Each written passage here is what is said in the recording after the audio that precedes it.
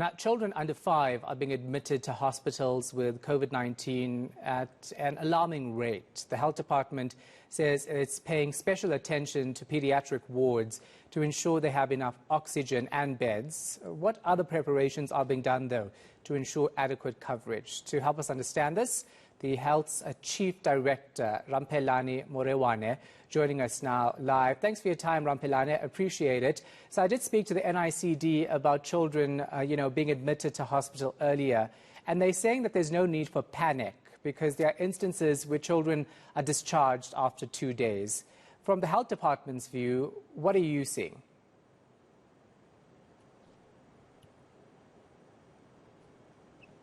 Thank you very much, Shahan, and good afternoon to your viewers at home.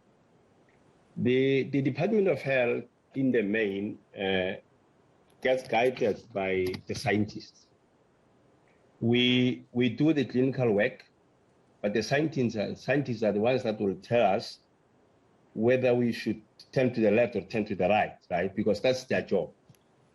But indeed, we have seen an increase in the admission of younger children, less than 4 years, which is a different phenomenon from the previous waves.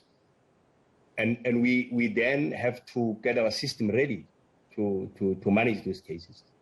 But the scientists have said to us the same thing that they told you. They said to us, there's no need to panic at this stage. And they're basing it on their own experience. But from our side, we don't want to sit on our laurels and think there's nothing that we can do. We need to start being ready. So we are getting worried, we are getting anxious, but we then activating all provinces to be on alert, of the rise in the number of babies that get admitted. So we're not really sitting back. So we're doing something about it. And I mean, that thing that we're doing will obviously be evident as soon as children start walking in or being admitted, and we see many of them being discharged. So clinicians are on their feet and they're able to manage the situation as it were. Yeah. So can you tell us how many children under 19 are actually admitted in hospital now? I don't have the stats, immediately in front of me, but it's the stats that we can provide, immediately as soon as we're done. But it's a number that if you follow the trend from the previous week, because you see the way we're managing COVID-19, we're comparing COVID from wave to wave, right? So the number started rising beyond the threshold of where the numbers were in the second, and in the first wave. So that's what started causing an alarm. But in terms of the exact number, we'll be able to provide that. Because remember, currently we have not seen that number increasing in all the provinces, as we would know that the cases are beginning to pick up in Gauteng. So obviously, if we give any concrete number, it will be about those that were observed in Gauteng. But at the right time, we should be able to provide the statistics in the more detailed way. Yeah. So when you look at planning for pediatrics, right, are you considering actually getting overflows like we saw for adult wards, or how exactly are you going to make this work? Because we were told by the Chris Hani Baragwanath Hospital that, the pediatric ward is quite small because you generally don't get large amounts of children coming into a hospital unless it's planned. How widespread will this be in terms of wards being created for pediatrics? The approach we have always used, Shahan, is that we encourage repurposing of wards. We have done it even with the adults. We had to repurpose wards. So I suspect, when we really get closer to the issue, we've got to manage it properly. We are going to have to encourage that the beds be repurposed, so that when they are repurposed, they are then made available for the caliber, the kind of conditions that we see. So the same thing will go into that area. But I want to follow the trend of scientists and say the infections and the severity of conditions that may lead to people being admitted, I think is something that we are monitoring. But as you're saying, we may never know, how long this is going to be and how high it's going to be. But the encouragement will make to provinces and hospitals is that if we see the trend, let's start repurposing the wards the same way that we did when we turned some of the spaces that were not used as ICUs in the past that were repurposed to be able to admit patients that required ventilation and oxygenation. So we should be able to do that, and we're capable of doing that. Yeah, so better prepared than actually saying that you weren't later, right? Let's talk about the Omicron variant and how widespread it is. I know that the health minister had a briefing this morning together with the NICD, and he's already said that it causes mild symptoms if you are vaccinated. Now, here's the question. We've had experts telling us that we can't come to that determination until after 2 to 3 weeks, but the minister has made this statement already. On what basis did he make that statement? Look, I think that's the question that the Honourable Minister will be able to articulate, right, to say on what basis. But, I mean, if you were to ask me, it could be we making the statement on the basis of what we've seen already. But generally, I mean, even the World Health Organization has released a statement today. I mean, that statement is in the news and is attributed to WHO, that it is too early to really make a determination about the severity of condition, particularly for those that have been vaccinated. But it's a matter that is subjected to ongoing investigations. But I'm sure, I don't want to interpret, translate what the minister was saying, but I'm sure we should be able to get more clarity. But it is obviously, if you were to ask me, I would say it's based on the trend we have seen so far of those that have been admitted in our hospitals. Yeah, I'm guessing that is the case, right? Because the minister, of course, will have all of the information at hand. So let's talk as well about unvaccinated people in this regard and whether we're seeing more unvaccinated people in our hospitals than those who are vaccinated. Again, I mean, we can go back to the third wave, and even now, I mean, the picture that has been emerging has been that you'd see many people being infected. You see, the reality of the situation is vaccination does not prevent infection. I think that's the message that must go through. But vaccinations are useful for slowing down the severity of the condition. So it can be that when you were vaccinated, you can't get infected. Otherwise, it will be very fallacious. But what we're saying is that when people are vaccinated, the disease is not as severe as those that have not been vaccinated. So I think that's the message that we send.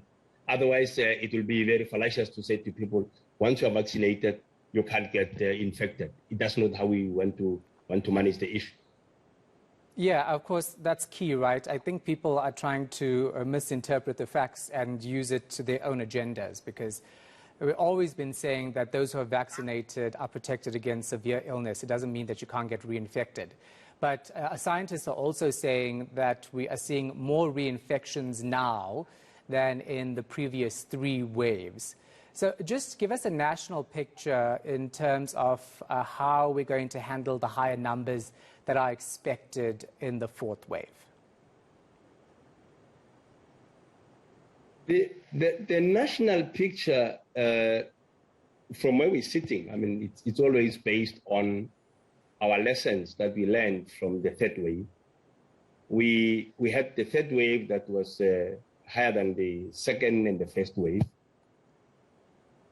but we were able to manage it, right?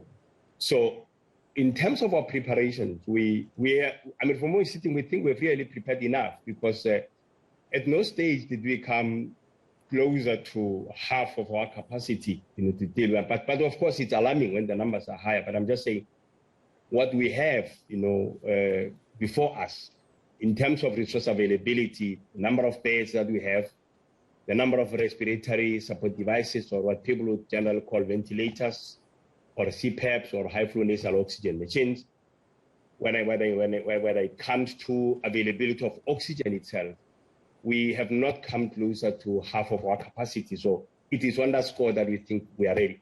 But this is what we have done, further than that, just to verify and make sure that South Africans feel confident that we will be able to manage the COVID, the 4th wave. We are working with Afrox as our service provider for oxygen supply through our relevant department, Department of National Treasury. They've already developed a contingency plan, which contingency plan is based on the lessons that they learned also from the 3rd wave.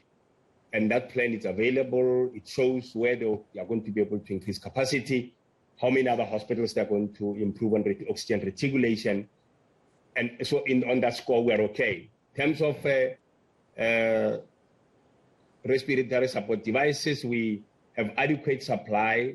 In fact, we have adequate supply to an extent that we even have a strategic reserve that is in our hospitals, in the storerooms. And we also have another reserve that we're holding here at a central level, just to make sure that if anything happens, we're not found wanting.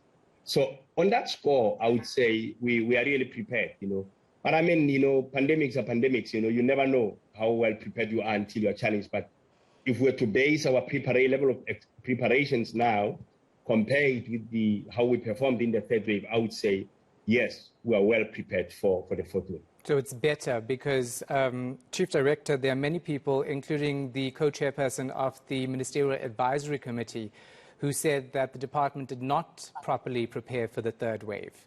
And we heard from hospitals that they simply didn't have beds and that people were sitting in waiting rooms who ended up dying because they didn't have beds and facilities to take care of people. So I find it a bit difficult that you think that you've handled the situation well in the past two waves, but I'm hoping that things will be different this time. The other issue that I want to raise with you and also raises concerns about your readiness is staff appointments.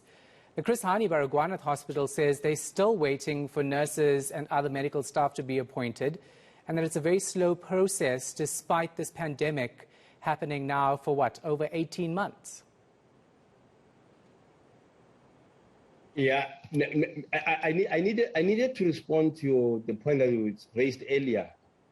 I don't want to debate with the members of the Ministerial Advisory Committee. We can have our conversation outside this platform. I'm purely saying the reports we received and how we've been monitoring the situation. People are waiting for the beds, yes, until the time that they arrive, because there's going to be preparation. People have got to be, the staff members may want to go on leave because obviously, people have got to rotate where they're working, and some people have really not taken a break. But we haven't had that as a generalized problem where they would say these patients are lying here because there are no beds. But where it had happened, and we became aware, and patients were moved from one hospital to another in other areas, and we received reports, even the private hospitals, that they knew, particularly where they had bed bureau, that we would actually know which hospitals have got capacity. But it's a matter that we're managing when it comes to the accident and emergency department of the hospitals. But if it does arise, it's something that we should be able to manage quite well, going forward. But coming to the appointment of staff, I think it's a matter that we're managing again. Remember, even when we've got pandemic, there's got to be care taken to make sure that we manage people correctly, even the appointment of staff. So the human resource unit is on top of this matter. I'm sure it's a matter that if we come back next week, we should be able to give an update of how far they are and how many new people have been appointed. As at the time of coming on air, I had not received an update as to the number of people that have been appointed now. But provinces are working together with the national head of HR to make sure that the relevant people are appointed at the correct levels. So that work is ongoing. It's not static, it's ongoing. So we should be able to update the media going forward. Yeah, if only you took so much care in terms of the tenders, then we wouldn't be sitting with millions looted in PPE. It's a difficult conversation to have about staff because we've spoken I beg yours. I'm saying if you took that much care if you took this much care regarding the appointment of staff instead with tenders, then we wouldn't have had millions looted in PPE. That's what I'm saying. Because it's been a very slow process. And why is the Human Resources Department or division within the Health Department taking so long to appoint qualified people who have been to university and through the processes to appoint them to these positions? Why does that take so long? Maybe we're naive about the process.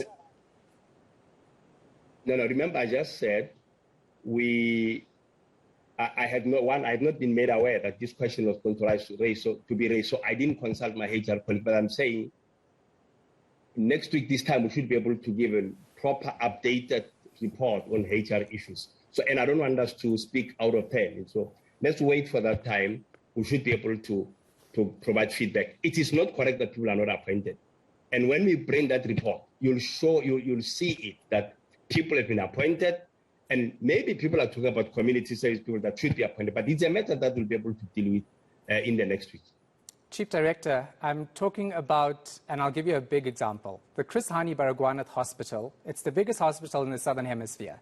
We spoke to the head of the ICU, Dr. Rudu Matiba, this week, and she says, yet again, going to the fourth wave, they still don't have enough staff to deal with the numbers, and she's concerned. So if you want to use that as an example, I can tell you now that that's the information we're being given by authorities at the Chris Hani Baragwanath Hospital. So I don't need to know how many people you've appointed so far. I'm just asking why these concerns are still being raised going into the fourth wave of COVID-19. You see, because I don't hear and I don't see Professor Matiba now on the call, I don't want to engage her again through the media. Our office will be able to get in touch with the hospital. So go and engage her off air, because it's a concern she's raising on national television, okay? And hopefully next week we can speak to you about your engagements with her. Yeah, no, I hear that. But I'm saying it's a colleague within the department, right? So we'll be able to engage Gauteng Department of Health and should be able to provide the proper feedback next week this time. Okay, so you're saying that it hasn't been a long process to appoint staff, medical staff? It depends which side you're looking at, but I'm saying the process of appointing, how long it took, how many people have been appointed, in which departments, and why certain departments have not been covered, if they've not been covered, all those details will come when if we get the chance. I mean, the head of HR should be able to adequately respond to this matter, but we'll not be able to give it piecemeal at this level. When can I speak to you about it next week? I think what we'll do, I mean, we can liaise with our spokespersons, sometime next week. Let's say next week, Thursday, we should be able to get back to you. Okay. I will look forward to speaking to you so I can get the details on it. The Department of Health's Chief Director, Ramphelane Morewane. Just remember that, hey, next week, Thursday, he says. I don't want to hear from your spokesperson saying that you're not available, because that's what we always get when it comes to actually looking at these numbers. Sorry, just as I conclude, it may not be me, but I'm saying the department, through the relevant experts, will be able to respond to this matter, right? So we'll be able to get back to you. And it can be me, but it may be somebody else, but that answer will be provided in due course. Okay, thank you very much. Okay, got you. Thanks for your time.